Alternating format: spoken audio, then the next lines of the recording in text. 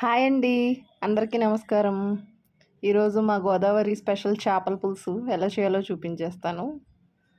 First process నెమ్మదిగా చెప్పి కావాల్సిన పదార్థాలు మధ్యలో చూపిస్తాను మీకు.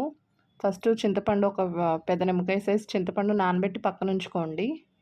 ఒక పెద్ద ఉల్లిపాయని ఇలా ముక్కలుగా కట్ చేసి దాంట్లో ఒక 6, 7 వెల్లుల్లి రెబ్బలు, 1 టేబుల్ స్పూన్ జీలకర్ర, 1 స్పూను ధనియాలు వేసి మెత్తగా మిక్సీ పట్టేసి పక్కన పెట్టుకోండి.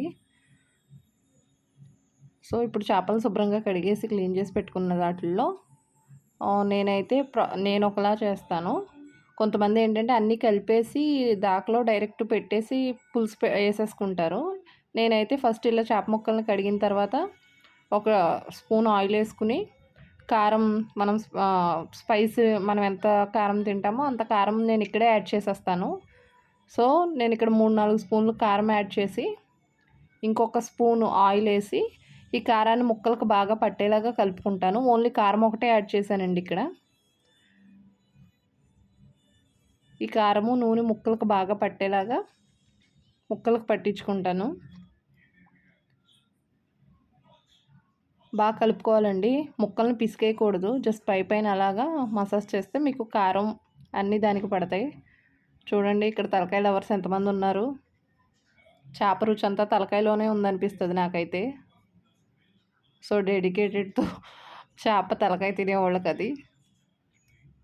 తోక ముక్కలు తోక ముక్క తింటే 90 ఏళ్ళు బతుకుతారంటారు పూర్వీకులు.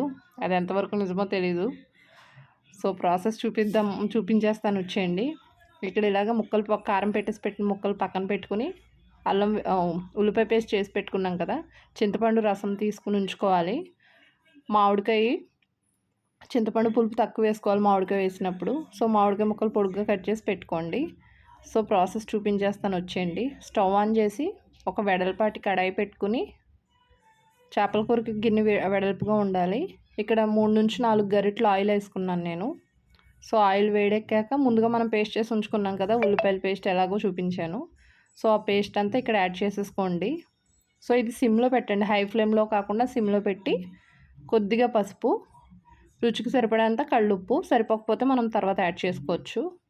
ఇది పచ్చివాసన పోయాక కొద్దిగా కరివేపాకు వేసి, ఇక్కడ కరివేపాకు అందరూ ఇష్టపడరండి, కొంతమంది వేయరు కూడా.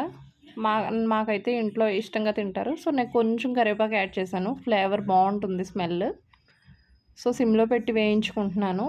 ఇది పచ్చివాసన పోయాక పొడుగ్గా చీరికలు ఉంటాయి కదా, చీరి పెట్టుకున్నటువంటి పచ్చిమిరపకాయలు యాడ్ చేసుకుంటున్నాను. సగానికి కట్ చేయకూడదండి పచ్చిమిరపకాయ బజ్జికి ఘాట్లు ఎలా పెట్టుకుంటా అలా పెట్టుకుని ఒక 6-7 పచ్చిమిరపకాయలు వేసి, పచ్చిమిరపకాయలు చేపల కూరలో ఇష్టంగా తినేవాళ్ళు ఉంటారు. వారి కోసం కొంచెం వేసుకోవచ్చు, బాగుంటుంది అది కూడా వేడివేడి అన్నంలో. ఇవి కూడా పచ్చివాసన పోయేలాగా వేయించుకున్న తర్వాత మనం ముందుగా కారం పట్టించి ఉంచుకున్న ముక్కలు ఉంటాయి కదా, అవి దాకలో సమానంగా సర్దేసుకోవాలి. ముక్క మీద ముక్క ఎక్కేయకుండా ఈక్వల్గా పెట్టుకోవాలి.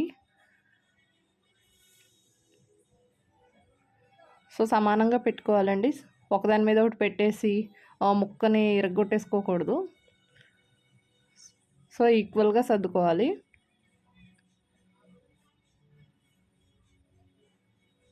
ఇలా సర్ది పెట్టుకున్న ముక్కల్లో మనం ఈ లోపల చింతపండు పులుసు తీసేసుకుంటాం కదా, నానబెట్టుకున్నది చింతపండు పులుసు ఒక బౌల్లో తీసేసుకుని తుక్కు లేకుండా ఆ పులుసు ఇక్కడ యాడ్ చేసుకుంటాము. ప్రస్తుతానికి నేను మంట సిమ్లోనే పెట్టానండి. ఈ పులుసు అంతా ముక్కల మీద వేసేసుకుని మనకు పులుసు ఎంత కావాలో అంత చూసుకుని కొంచెం వాటర్ యాడ్ చేసుకుని ఆ చింతపండుని మళ్ళీ గుజ్జు తీసుకుని వేసుకోవడమే అనమాట. చింతపండు గుజ్జు పడనివ్వకండి. పులుసు వేసుకున్న తర్వాత మనం ఆల్రెడీ బౌల్లో కలుపుకున్నాం కదా ముక్కలు, దానికి ఆయిల్ కారం పట్టేసి ఉంటుంది కదా, ఆ బౌల్లో కొద్దిగా వాటర్ వేసి కడిగి వేసుకోవచ్చు, ఏం మొహమాట పడకండి. ఇక్కడ గరిటె పెట్టకుండా ఒకసారి క్లాత్తో దాకని అటు ఇటు తిప్పితే రౌండ్గా మీకు ఆ పులుసు అంతా ఈక్వల్గా కలుస్తుంది.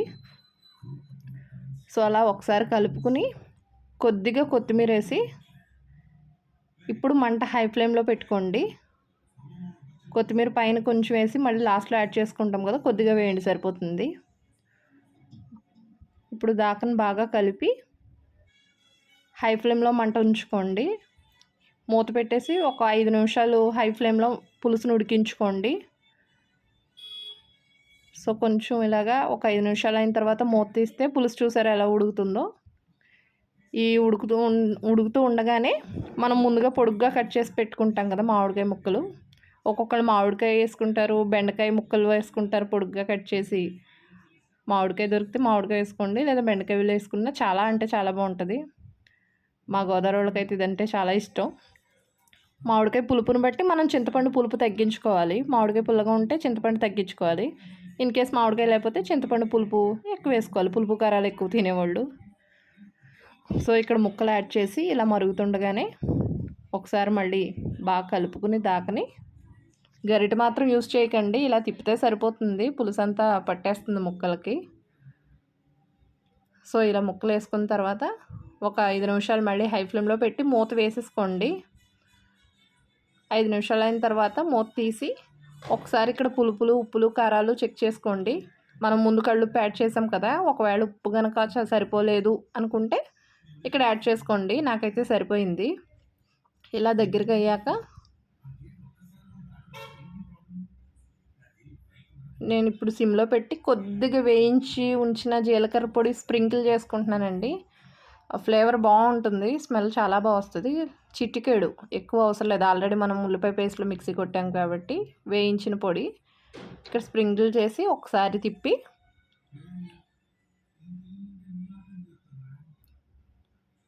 పులుసు అయితే రెడీ అయిపోయిందండి. ఫైనల్గా కొత్తిమీరతో గార్నిష్ చేసుకుని స్టవ్ ఆఫ్ చేసేయండి. కొద్దిగా పులుసు నీళ్ళుగా ఉన్న తోడుకుపోతుంది, మరీ నీళ్ళుగా కాదు. ఈ కన్సిస్టెన్సీలో ఉంచితే మనం మూత పెట్టే సిమ్ కట్టేసాం కదా, అది తోడుకుంటుంది. అంతే, మన చేపల కూర రెడీ. చాలామంది వేడివేడి చేపల పులుసు తినడం ఇష్టపడతారు, కానీ నాకైతే చేపల కూర వండి సాయంత్రం తింటే నచ్చుతుంది. ఒక పూట అలా గడిస్తే వేడివేడి అన్నంలోకి చాలా చాలా బాగుంటుందండి. లైక్ చేయండి, షేర్ చేయండి, కామెంట్ చేయండి.